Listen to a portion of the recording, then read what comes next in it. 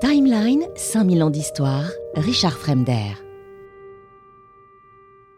Alors moi je comprends pas, à cette époque-là, il y a profusion dès que quelqu'un voyage, effectivement il prend des notes, mais surtout il publie tous. Pourquoi lui il n'a pas publié? Alors ça c'est à la fois sa malchance, ce qui fait qu'il a été oublié, qu'il est aujourd'hui un oublié de l'histoire, et la chance de l'historien. Oui. Car quand on a affaire à une masse d'archives comme ça non publiées, on a comme une loupe qui nous permet de re-rentrer dans le siècle. Alors pourquoi n'a-t-il pas publié? Il y a toute une série de raisons. Bon, la proximité avec Montesquieu, la conscience d'être dans l'ombre finalement d'un grand homme a peut-être joué.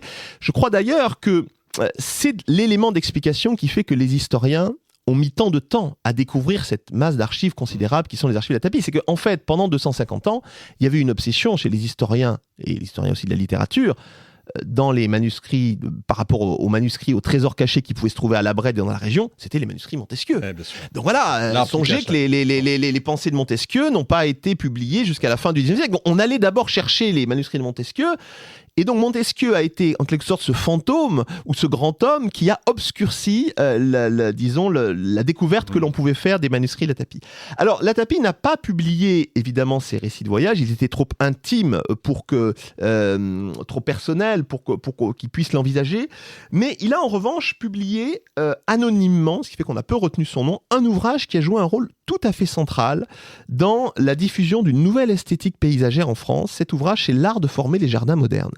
Il publie ça en 1771, au retour de son voyage d'Angleterre, car il n'a pas seulement voyagé en Italie et en France, mais aussi en Angleterre. Et ce qui est très intéressant, c'est que ce voyage d'Angleterre... Alors, on pourrait s'attendre à ce que l'Angleterre, ce soit le territoire au XVIIIe siècle de la technique, c'est les débuts de la révolution industrielle, des grandes questions politiques aussi, c'est le pays de la liberté. Tout ça, c'est vrai.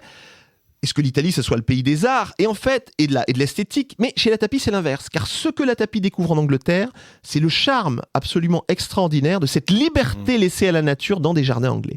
Et donc, ce qu'il va faire à son retour, c'est qu'il va publier cet art de former les jardins modernes, qui est en partie une traduction d'un ouvrage de théorie des jardins écrit par l'anglais Thomas Whately, dans lequel il va donner les clés aux paysagistes français pour transformer leurs jardins et faire en sorte que l'on passe de ces jardins très ordonnancés, ces jardins à la française, on a tous en tête les jardins de Versailles, à cette plus grande liberté de la nature qui est aussi une métaphore de la liberté politique qui était celle des Anglais, qui n'était pas celle des Français, et ces jardins, à la lecture de ce traité théorique de Latapie, vont fleurir dans le bassin parisien et ailleurs en Europe dans la deuxième moitié du XVIIIe siècle. C'est un des grands apports méconnus de Latapie, dont j'ai pu me rendre compte en accédant au journal de voyage en Angleterre et en le mettant en confrontation avec ses écrits.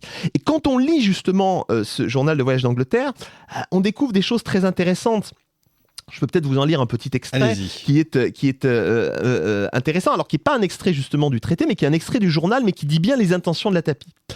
À propos de cette imitation et de cette qualité de cette spécificité des jardins anglais. Alors il écrit: j'espère que mes compatriotes, donc les Français, imiteront enfin les Anglais, et qu'on trouvera dans nos jardins et nos édifices publics des monuments durables en l'honneur des héros et des écrivains dont la France a été le berceau. On y trouverait peut-être bien des gens obscurs dont les annales de la nation ne disent qu'un mot et qui me paraissent plus dignes de figurer dans les Champs-Élysées qu'un cardinal de Richelieu ou un prince de Condé, qui tiennent tant de place dans notre histoire où les destructeurs et les tyrans de l'humanité reçoivent des éloges qui ne devraient être prodigués qu'à ceux qui, par des bienfaits d'une utilité générale, se sont acquis des droits éternels à la reconnaissance publique. Ce que Latapie nous dit par cet extrait, c'est que les jardins doivent être l'occasion de construire des bâtiments en l'honneur des personnalités qui ont éclairé la nation, qui ont éclairé et qui ont cherché à rendre la société plus heureuse. C'est en quelque sorte en se promenant dans un jardin anglais que Latapie préfigure ce que les révolutionnaires inventeront en 1791, qui est le Panthéon. Et c'est drôle parce que c'est ce qu'on retrouve quasiment aujourd'hui. Il y a des gens qui demandent qu'il y ait des monuments un peu plus sur les personnages qui ont éclairé notre histoire plutôt que... Absolument. Drôle, ça fait du témoignage de Latapie un témoignage, je crois, extrêmement moderne. C'est assez drôle. On peut dire que les jardins, finalement, symbolisent la philosophie une philosophie. Oui, je crois que les jardins, l'étude des jardins sont un prisme tout à fait extraordinaire. Latapie en est un bon exemple. pour montrer comment la culture des Lumières se reconfigure. Voilà, la suite de cet épisode est réservée aux abonnés premium. Pour vous abonner, c'est très simple, rendez-vous sur historicast.fr ou encore plus simple, vous cliquez sur le lien qui est dans la description juste en dessous et laissez-vous guider. À tout de suite.